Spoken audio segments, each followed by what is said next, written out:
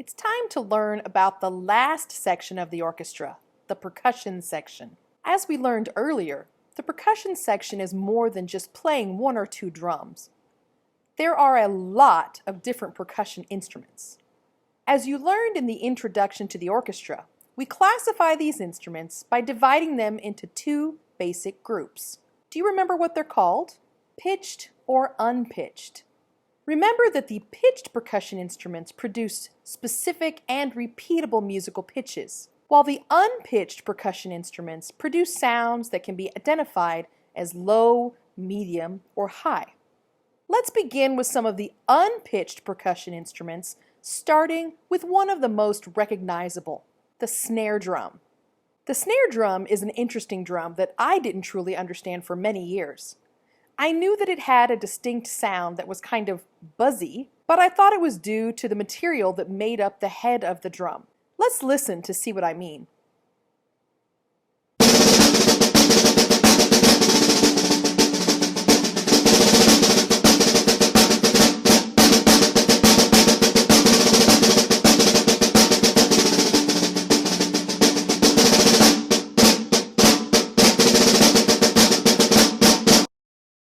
Can you hear that buzz? It's very distinct and it is unique to the snare drum. So what causes it? Well, I was partially right about the head of the drum. The snare has a special coating on the drum head, but that's only half of the equation.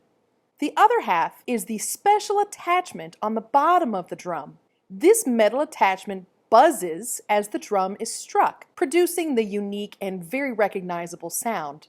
That sound's often associated with the military since it was used as a way to give directions on the battlefield. These days, it is used in the orchestra, marching bands, and wind symphonies. And it's often used to symbolize the military in the music. Makes sense, doesn't it? Now, once you take away that metal attachment, the sound changes. And this means a change for the rest of the drums in the percussion family since only the snare has that attachment. The next group of drums we'll look at are the tenor drums, which come in a variety of sizes for a variety of high, medium, and low sounds. It's often called a tom. This one is a marching tom, and you can see how the bottom is shaped to help the sound travel across the field. The tenor drums are a staple in marching bands, where drummers can carry 3 or 4 or more at a time.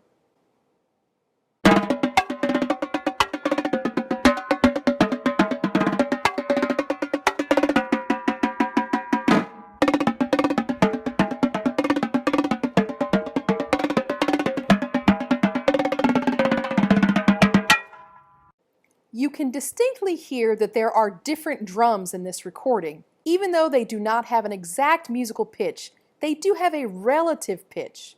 In fact, the unpitched percussion instruments do need to be tuned so that they don't clash with each other and the rest of the orchestra. The tuning is just not as exact as, say, tuning a piano. Now let's go on to the lowest of the unpitched drums, which is the bass drum. As with the tenor drums, there are different sizes of bass drums. As you've no doubt figured out by now, the larger the drum, the lower the pitch. So even though those are unpitched instruments, you will hear a difference in their sounds. Bass drums are often used in wind symphonies and marching bands as well as the traditional orchestra. This one here is an orchestral drum, and these are marching drums. The bass drum has a distinct booming sound no matter where you hear it.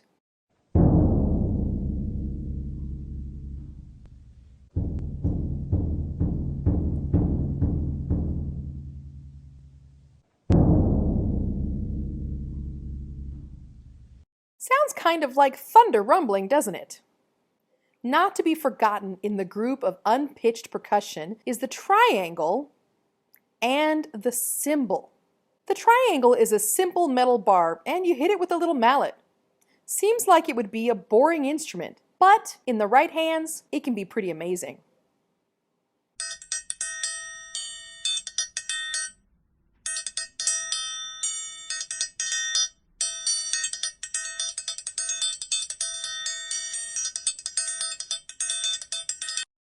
It's kind of hard to believe that that sound came from that instrument. Be sure to check out the video of the recording. You almost have to see it to believe it. The cymbals are pretty important to big, bombastic musical pieces, and you have to have some strong arms to hit those cymbals together.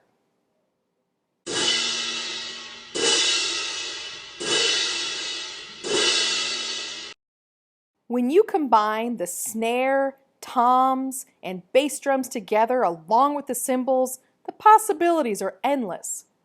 My favorite combination of these instruments is in a marching band drumline.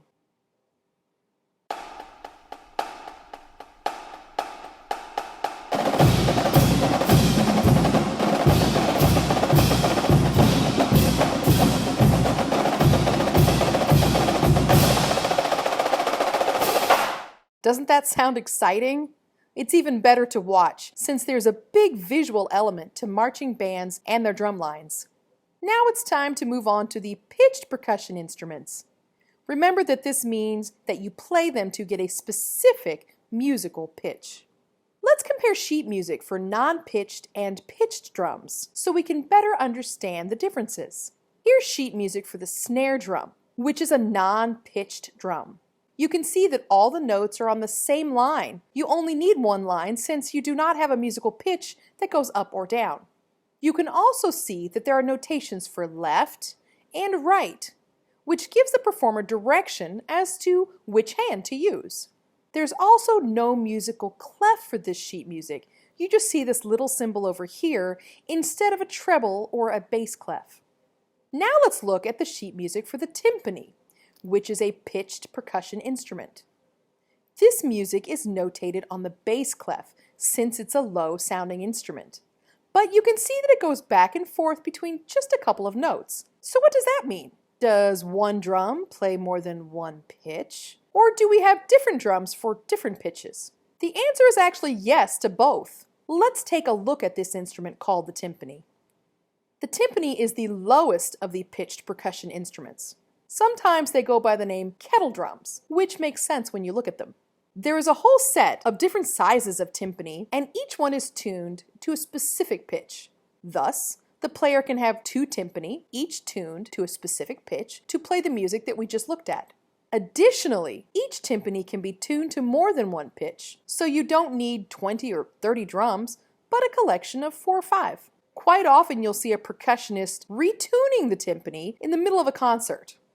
The timpani are the largest drums and were the first percussion instruments to be included in the orchestra. As with the bass drum, they have a signature booming sound.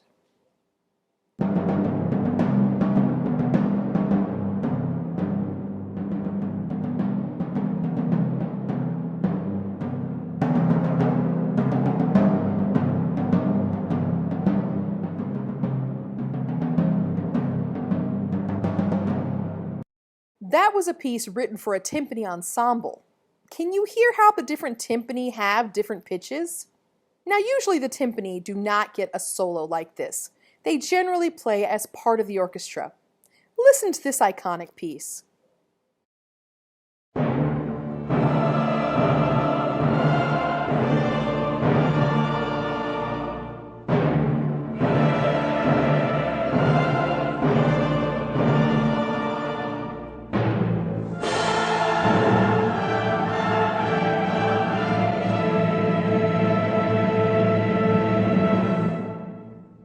This is a pretty dramatic piece of music, but imagine it without the timpani. Would it have as much of an impact?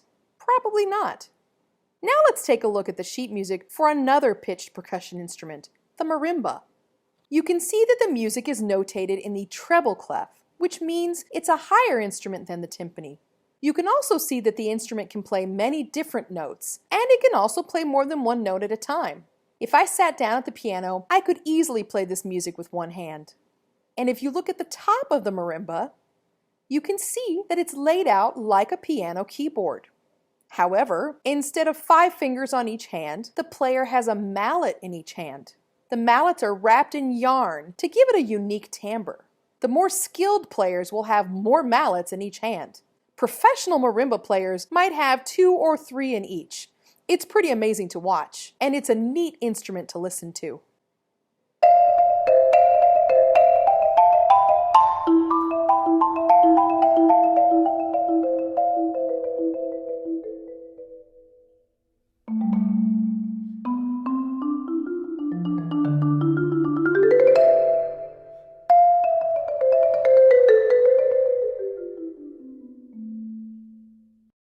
I love the sound of the marimba. It sounds like the perfect instrument for an island getaway. It has kind of a fuzzy sound to it, and it's really awesome to watch somebody play it in concert.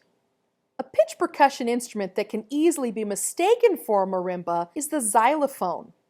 It's easy to see why you can mistake one for the other. The xylophone generally has a smaller range than the marimba, and it has a different kind of sound. Let's listen to it and compare.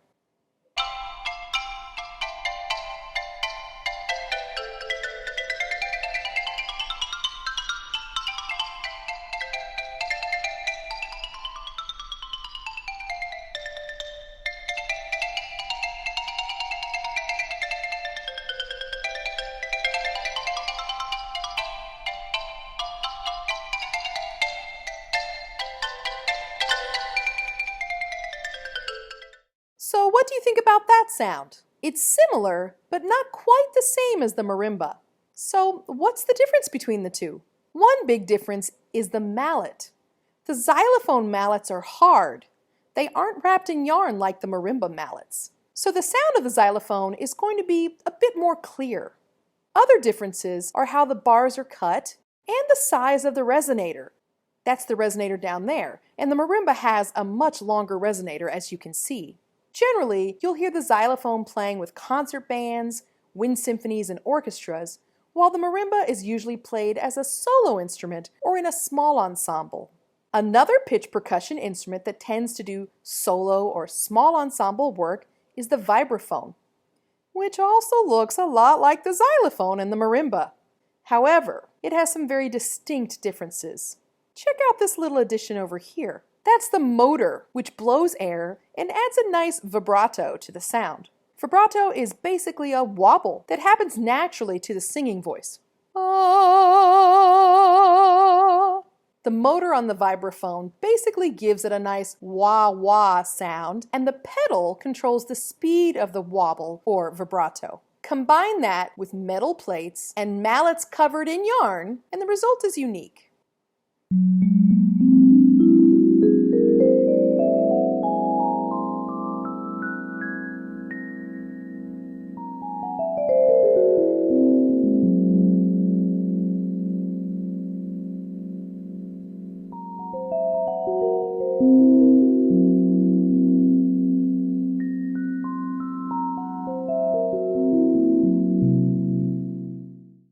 Can you hear the wah-wah of the sound?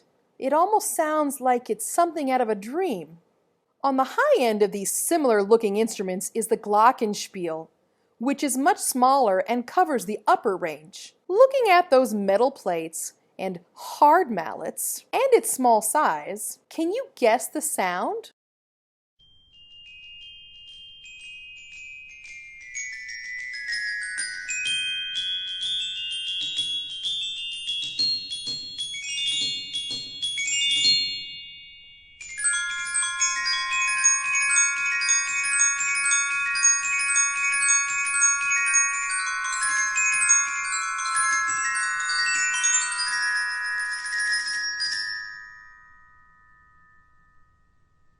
Yes, that high, bell-like sound will definitely cut through the orchestra. A very interesting percussion instrument that sounds almost exactly like the glockenspiel is the celeste, which looks like a piano. What's up with that? Well, the celeste is set up to be played like a piano, but the hammer strikes a metal bar instead of strings, which makes it much easier for the player to play multiple notes at a time than on the glockenspiel. Generally, music that is written for the glockenspiel can also be played by the celeste, but the reverse isn't always true. Since you can play the celeste with all 10 fingers, composers can write more difficult music than for the glockenspiel.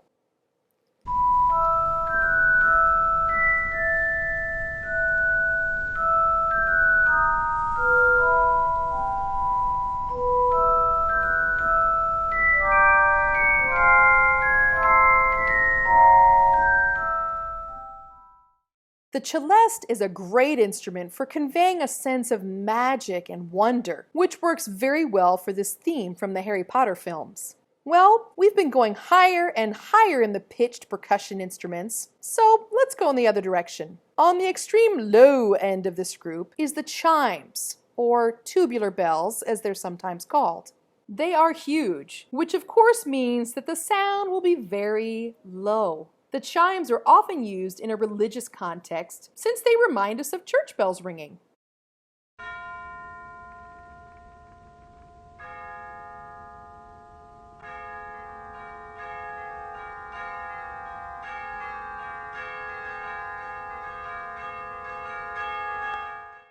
Those definitely sound like church bells, but if you check out the video that I attached, that is a person playing the chimes by hitting them with a large mallet. You'd never think of something that looks like a hammer being musical, would you? Well, that wraps up the percussion section. Are you surprised at the vast array of percussion instruments?